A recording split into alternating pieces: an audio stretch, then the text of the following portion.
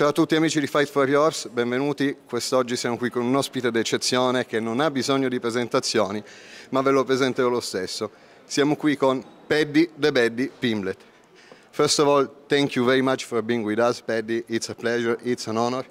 We just wanted to ask you, we saw recently that you were going to come here in Rome to attend on the first ever Cage Warriors event here in Italy. How is your emotion? How is your feeling? You are a really old veteran of Cage Warriors to be a part of such a great event.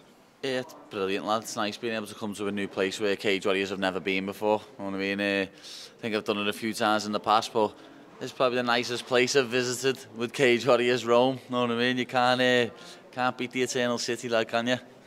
Thank you very much. It's something that we really appreciate when to see that people love to come in here. Yeah. Italy is still young as a place for the MMA world because we still hasn't have UFC events, but we really think that this could be the...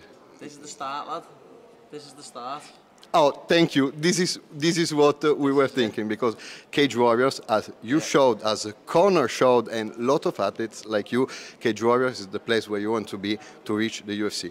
But Cage Warriors is the only place to be, lad, if you want to go to the UFC. You know what I mean? Like, I always say it, whether you end up fighting on the Contender Series or you become a champion in the UFC, in Cage Warriors to get to the UFC, Cage Warriors is the best feeder promotion for the UFC. So, especially in Europe, anyone in Europe, if you're not on Cage Warriors, what are you doing? What do you do? And just let me ask you some few questions. We saw that your arrival in the UFC has been amazing.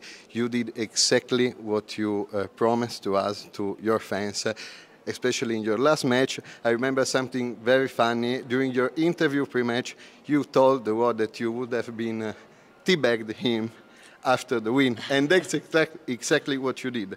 What could we expect from you, without saying anything that you can't, for your next matchup? Do you have some place or somebody in your mind? Oh, I'm fighting on December 10th, lad. I'm fighting UFC 282. I'm fighting then. I just don't know who. You know what I mean? We'll see who steps up. You know what I mean? Everyone talks about me, everyone mentions me, but it's different, lad, when it actually gets put in front of them. You know what I mean? Of course. We saw that a lot of people seems to want to fight you. Probably because you are the next big thing that is coming to the UFC. Everyone talks though. They all talk about fighting me, and then, you know, I'm still trying to find an opponent now, lad, for December 10th. So they all talk a big game, lad, but they don't back it. Last question, then I let you go. You fought in two cards in London, in your country. What is the emotion? What is the feeling that you feel being English, being from that country and fighting in front of a kind of crowd that Europe probably has never seen in the UFC? Yeah, well, obviously fighting in your home country, it's special. There's nothing like it. It's even better fighting in your own city though, and I've done it, lad. This will come. Yeah, I've done it. I've already done it, though, winning a world title in my own city, winning the Cage Warriors world title. There's nothing like it, and if Martinini can do that tomorrow night, I promise you it'll be one of the greatest moments of his life. Thank you very much. Last question. How long do we need to wait to see you fighting for a belt in the UFC? It's going to be a few years. It's going to be a few. I'm in no rush. I'll get my money in first, then I'll get that belt.